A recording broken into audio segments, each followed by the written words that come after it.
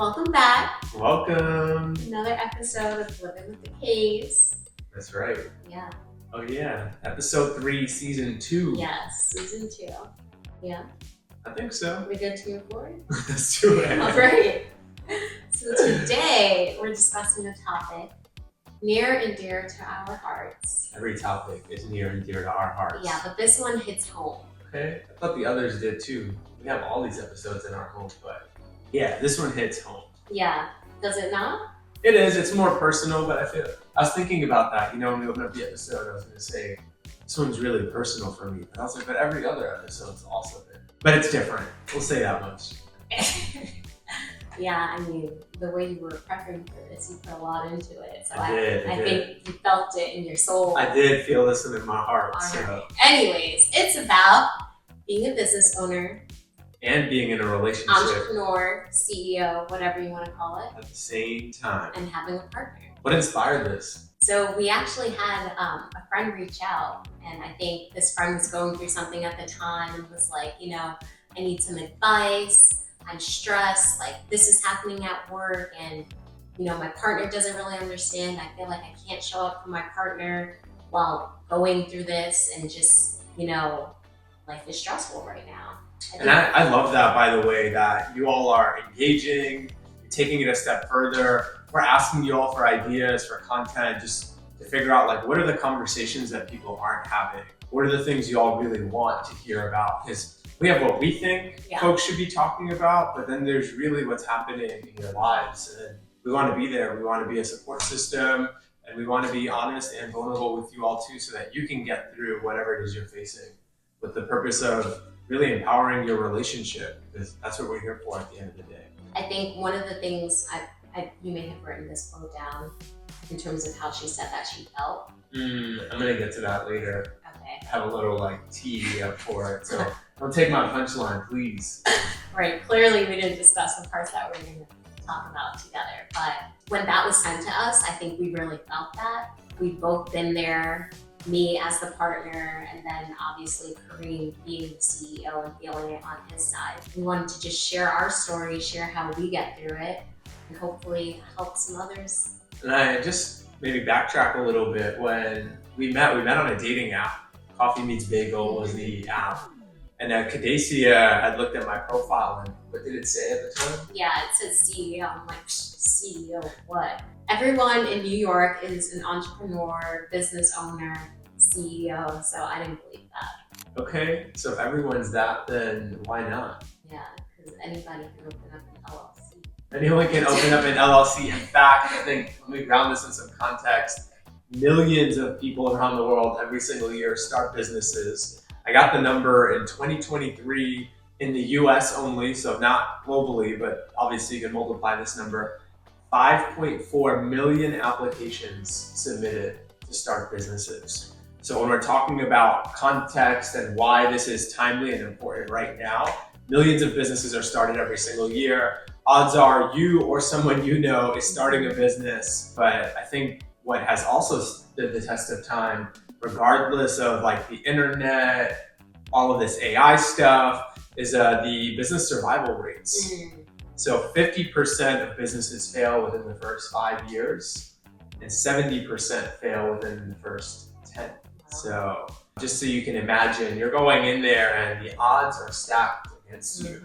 Yeah, which makes it even tougher. Even tougher. So I guess talking to that context earlier, Cadecia mentioned that there was a quote shared. One of my favorite articles that I think everyone should kind of read when we're talking about this is The Psychological Price of Entrepreneurship. I read that article, luckily, really early on in my entrepreneurial career, and it has been a godsend.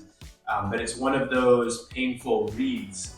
And in it, one of the things that sticks out to me is there's a quote, and it says, "It's like a man riding a lion. People think, this guy is brave." And he's thinking, how the hell did I get on a lion? And how do I keep from getting eaten? And I felt that one deeply. And then the quote that Cadecia was talking about was, they shared that it feels like an elephant is standing on my chest every day. And I remember back in 2017, early 2018, when things were just felt like everything was hitting the fan at the same time. one of the analogies I use, or the metaphors, is that I felt like I was sitting in a rowboat in the middle of an ocean. It was pitch black. There's no light at any end of any tunnel. And so there's no idea in terms of which direction you should be rowing. But I knew if I stopped rowing that the boat would sink. So let's get to what they were sort of asking about is knowing all of that, having all of that stress, how do you make time for your partner? And I think specifically they said, you're always worried, keeping clients, paying employees, making ends meet, trying to keep the business. And of course, you're still trying to balance your personal life. So how do you persevere? How do you not let the anxiety creep into all other areas of your life? And how do you still make time for your partner? And maybe you can share from your perspective and then I'll share from mine. Yeah, I mean, for mine, I think this goes back to values and making sure you're aligned, because the journey of an entrepreneur is not for everyone. Even if you're not the entrepreneur yourself, like you're so in it when you're with your partner that, what do we say? Like you weren't shooting in the gym with me. Like if you're not there, like that can cause tension too.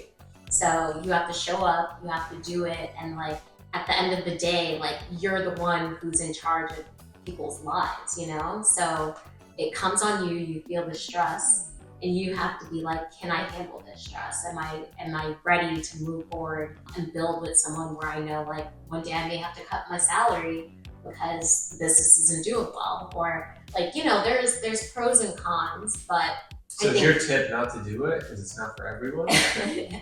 No, I wouldn't say that, but I think you need to be real with yourself. Like, is this something that you can handle, or do you need someone who's a little bit more stable and has a 9 to 5 and every week we're going to be good? And it's easier to plan that way, So I think it depends on your personality. Okay, so really what I'm hearing you say is make sure there's values alignment. Yes. Before you do it. Yeah, values alignment is absolutely key. Okay.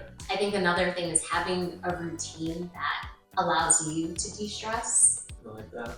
I think you as in the partner. Yeah, as a partner. I think the CEO, entrepreneur also needs to have their own thing. Okay. That is absolutely mandatory. And Kareem, I'm sure he'll get to his meditation in the morning. Wow, you're taking shots at my routine already? I'm not sharing the details on this all the other episode. 10 steps of his routine. This isn't about me today. This is about the relationship with all of this. Yeah. So. And I think for us, we have our routines too, making sure that we keep those throughout the week, because sometimes we're so busy, we don't even see each other until it's date night. So that's another thing. We make sure we have our date night or our check-ins.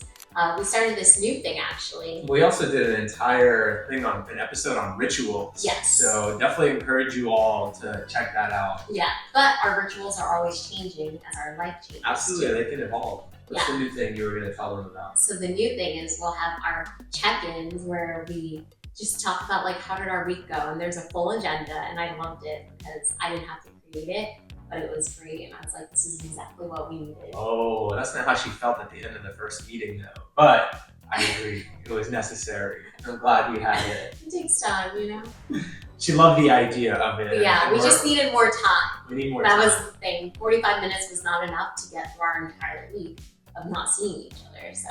I do think there's something to be said about that even when something is in place, the beginning of it might seem rocky and challenging. And I think that's actually perfect. When you're starting a business, the beginning is really rocky and challenging, and it doesn't mean it's not working. Okay, so rituals, routines, values, self-care, so you can de-stress. I think flexibility. I struggle with that though, so. You struggle with that, so but I think as a partner, flexible? yes. Because if you're both rigid, there's no way. It's not gonna work. It's not gonna work. Yeah, but they said, the more you have in common, the more success in it. Sometimes opposites attract, but not in all areas. I agree there. You definitely need to be flexible. Yeah, we'll do a funny reel on this, but even thinking about on vacation when you're supposed to be relaxing and not thinking about work, work pops up, there's nothing you can do. It's completely out of your control. It's out of my control.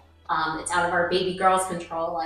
Bubba has to get on the phone. He has to do what he needs to do. So it's just understanding that you have to be flexible. And you said it earlier, it's not just our livelihood, it's the livelihoods of other people. I think if you're fortunate enough, you get to a place where, you don't need to work anymore, but you're driven to work because of the commitments that you've made to others. All right, I'm going to jump into mine. So I wrote a couple of them down, keeping these 3 points in mind: the persevere, still make time for your partner, and not let your anxiety creep into other areas of your life. I'm just going to tackle that last one and say there's just no way for your anxiety to not creep into other parts of your life. I think running a business, building a business, there's that 4-letter word that is sort of driving you, that fear that everything could go wrong. And I think there's healthy paranoia in building a business and having some of that. So I wouldn't see that as a bad thing, but just accept that it's going to be there. And I think awareness precedes choice is what one of my leadership coaches used to say. So just be aware that it's going to be there and it's okay. It's just like knowing the statistics around the failure, just accept that they're there and you'll work around them. If you're more likely to fail, it's okay. One of my coworkers says fail stands for first attempt in learning. And so just accept that when you're going in there. All right, let me jump into my tips. So the first one. Education or something? Yeah, right. Acronyms, right? So the first one I put was similar to what you were kind of saying around the values, but I put connect to your why and find a partner who is connected to it too. So whenever you take on any big undertaking, and even in the most stressful jobs, the secret to staying motivated, to not burning out, is to have a really close and deep connection to your why. For me, it's making sure that kids who are growing up just like me have the opportunities that I was afforded in their lives. And it was one of the things that Kadesia and I actually spoke about in the very beginning. How do we continue to make a difference for our communities? How do we continue to make a difference for kids who are growing up like I grew up, like she was growing up? And so if you're not connected to your why and your partner isn't connected to your why, it's going to be really hard to make the sacrifices after.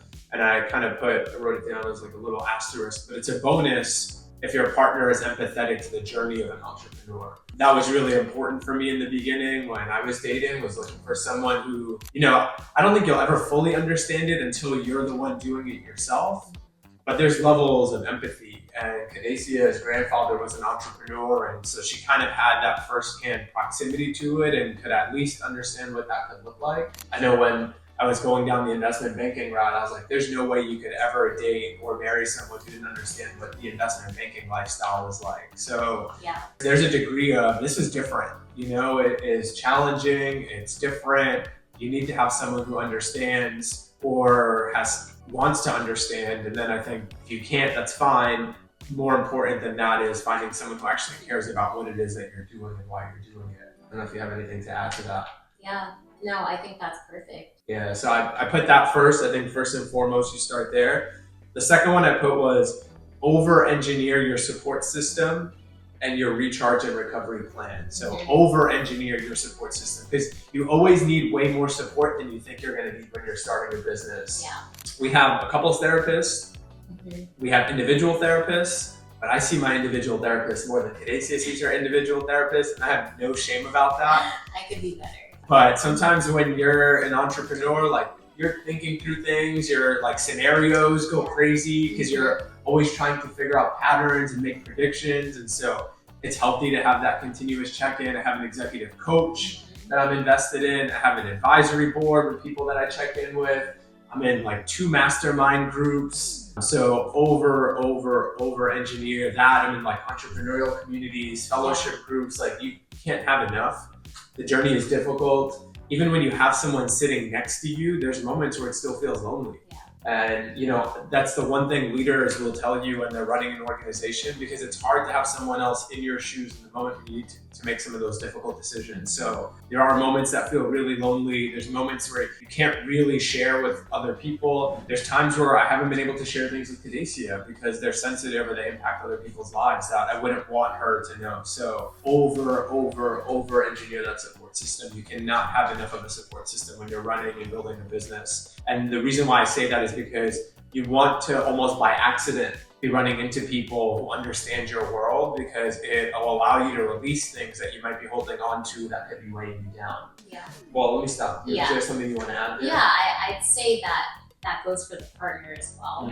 So I think I've done a good job now surrounding myself with other people who are in relationships with CEOs, entrepreneurs. So you're understanding from a partner side, like, am I crazy? Like, should I be thinking about it this way? Or like maybe I could be doing something better to help the situation. So I think over-engineer, definitely agree with that, and make sure that you're surrounding yourself with people who can help you get through it. No, I think that's really important, and it just reminds me of when we were about to have Cardio, and we were talking to people and asking them, like, what kind of support system do we need to have around us? And we're definitely on the younger side of folks who are building and running businesses. Yeah. And the advice we were getting from people our age and in our peer group who weren't running companies was very different.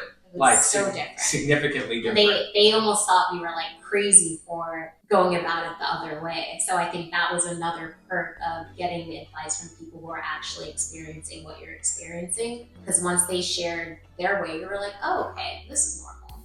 Yeah, and it required some vulnerability on our side. Yeah. You know, going out there and saying, listen, maybe on the outside it looks like we have it all together, but we don't. Yeah. You know, and we need to know how you did this. What did you learn? What is it that you did? What is it that you wish that you did differently, so we could get ahead of it? But it was a very stark reminder that there is a difference in the perspective that you get from people who are sitting in your same seat, who are doing the same things, than just talking to people who are our age or our peer group. So and we're happy to share more if you want to know the details. Yeah, absolutely. Reach out if you're in that bucket, in that camp. Like one of my forum mates always like tells this story. He's like, the parable goes, there's a guy who's like climbing up a tree and he like falls down the tree and he like bumps his head. After he fell down, he's like significantly hurt, and everyone in the town and village is like rushing over to him after his fall. It's clear he's conscious. They're like, what do you need? Do you need like a lawyer? Do you need a doctor? Do you need a banker? Like, do you need a bed? What is it that you need? He's like, find me the person who fell from this tree last and recovered, because that person is going to know exactly what it is that I need to do or not do to get better. So find people who are in your similar situation, those entrepreneurial groups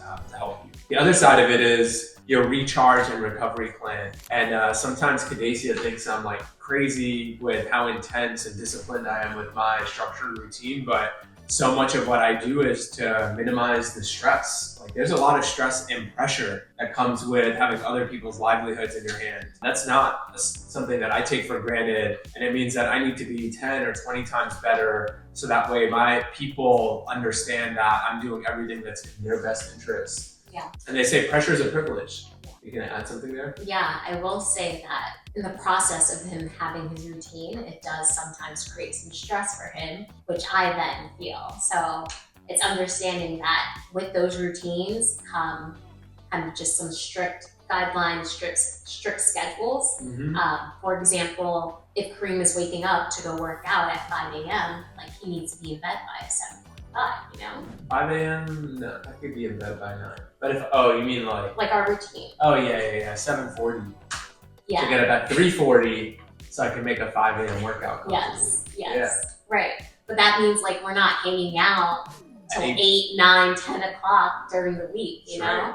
So it's understanding like that's a part. It's part of the sacrifice. Yeah. Yeah, and you need to meditate. I mean, I'm not going to say this for every single entrepreneur, but you need to know what those things are that are going to help you recharge and recover. Maybe meditation, prayer, like. I mean, honestly, when you're at the level that I feel like I'm at, you need to do all of those things, right? You need to work out, you need to eat well, you need to sleep, whether it's 7 to 9 hours, like every single night. You need to meditate. You need to make sure that you're finding ways to de-stress. You're surrounding yourself with positive people. Like all of those things are a factor. You're reading your affirmations, you're praying, doing something spiritual. Like it's not, let me do one of these things and I'll be good. No, like you need to over-engineer the recovery too. And it gets in the way of your life, right? You need a supportive partner who understands that you're not dodging to go and like spend more time in the gym because you just love to work out. I now enjoy it. I didn't before. I'm doing it to make sure that I'm healthy, rested, and I'm making the best decisions I could possibly make for our people. Yeah. So go extra in there, and hopefully you have a supportive partner who understands that those things are part of you showing up as the best version of yourself because of the elephant that might be on your chest, or the lion that you're riding, or the pitch black ocean sea that you're kind of in.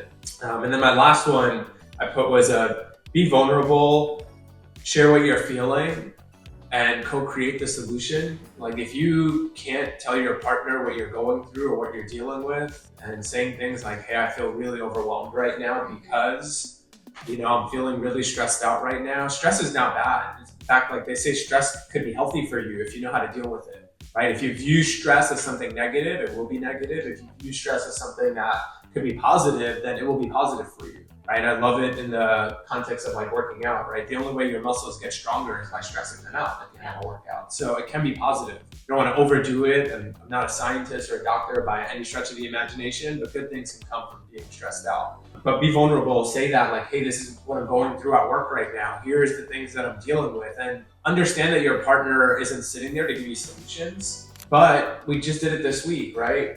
You can co-create a solution for your date night. So, I'm on the road. We usually have our date night Friday, Saturday, and the next 2 weeks I'm going to be on the road. So what do? We want to keep our date night. I've shared like where we're at, what's going on, and what do? We said, okay, let's move it to Monday this week and next week. Here's the concession that we're making so that we can maintain the time that we want for one another. Yeah. So. And I think just over communicating in general, like if Kareem is carrying all of these things and I have no idea, like I can't empathize or show up for him because I just have no idea what he's going through. The second he's like, oh, I'm feeling this, then I'm like, oh, okay, like maybe I won't get mad at you for whatever you didn't do, So appreciate that.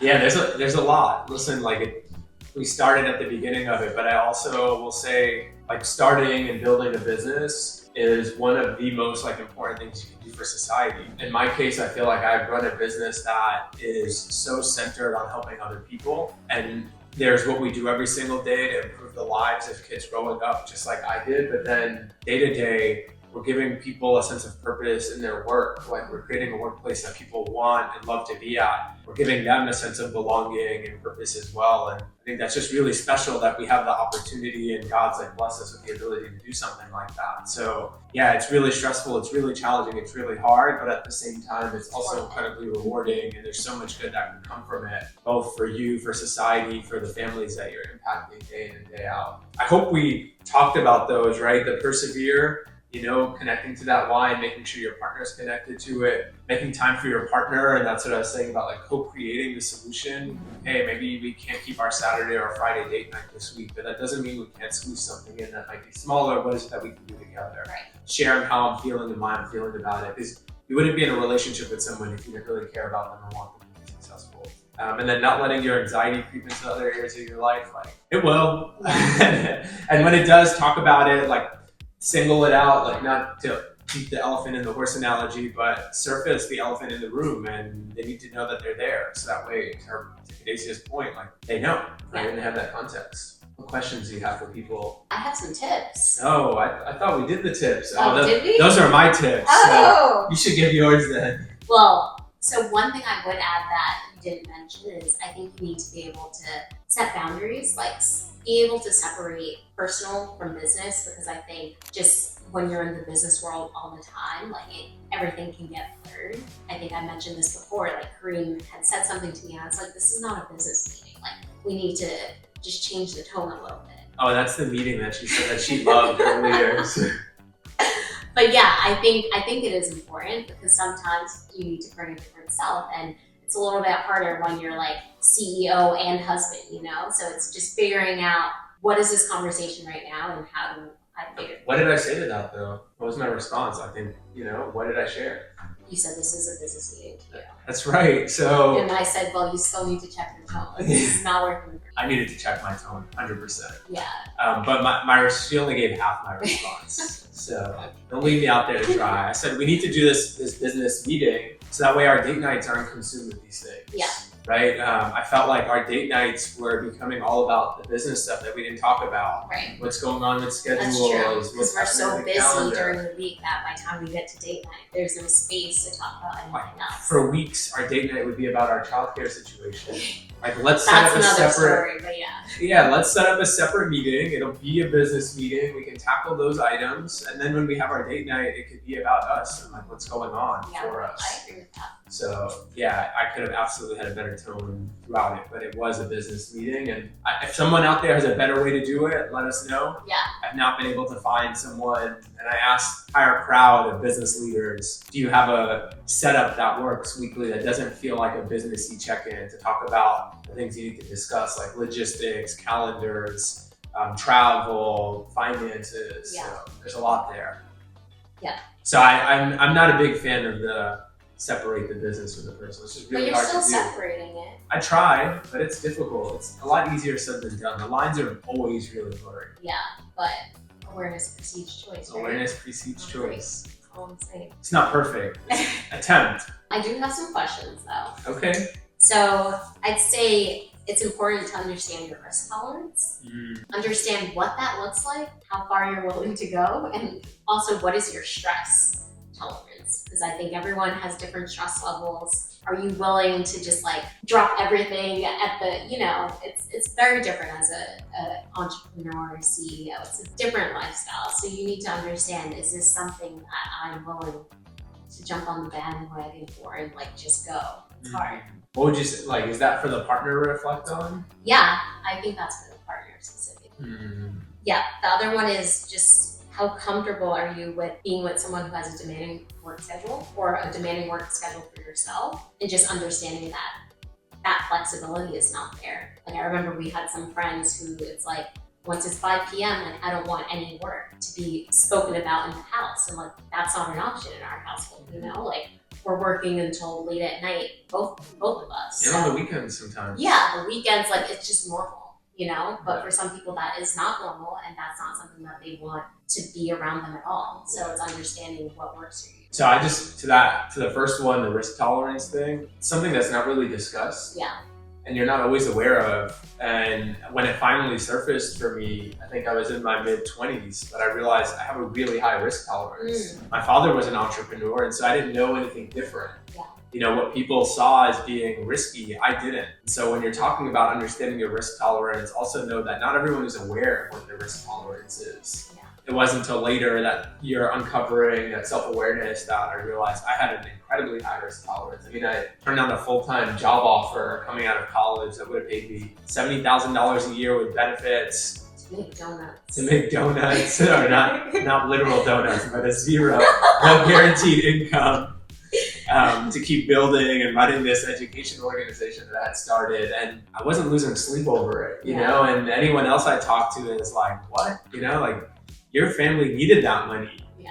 And so I just say, like, not everyone always knows what their risk tolerance is, but it's clear I had a really high risk tolerance. And then the second one, sorry, I just want to get back to that one, because you were talking about demanding work schedules. Like I worked in investment banking, and I was like, oh wow, this is crazy. But after I did it, I was like, oh, I can do anything. Yeah. And it made me understand more so your lifestyle as a CEO.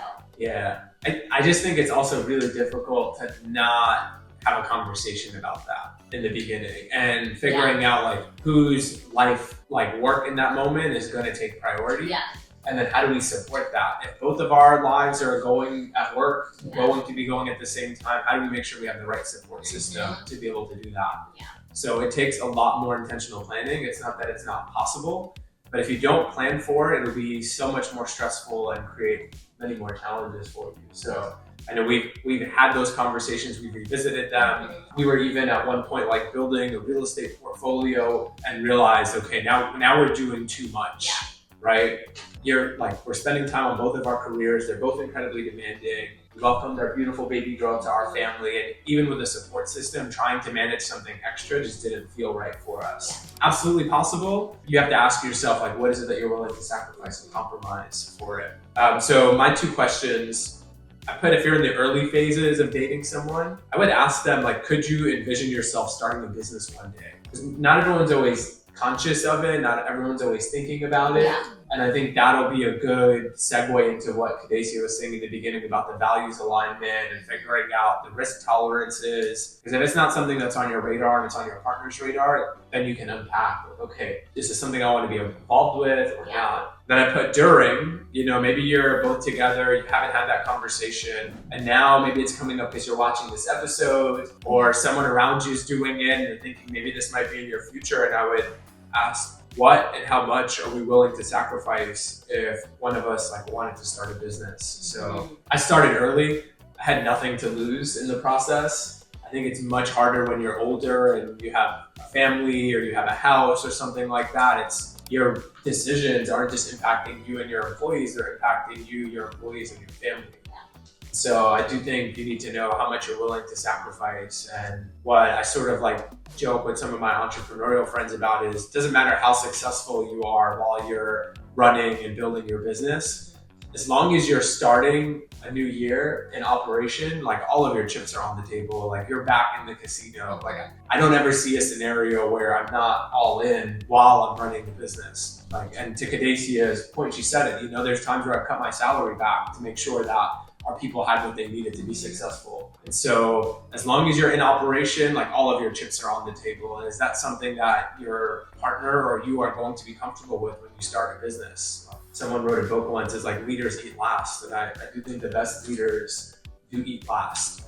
And it's part of the responsibility that you take on. So that doesn't mean that you should do it and that it's right for you, right? Yeah. So make sure you're having that conversation and starting to talk about it. And if you're ready and all in, again, do it. There's so many benefits to it, but if you're not, don't try and do something that you're not. Yeah, it's even better when you have a partner to go through it with. So that's right.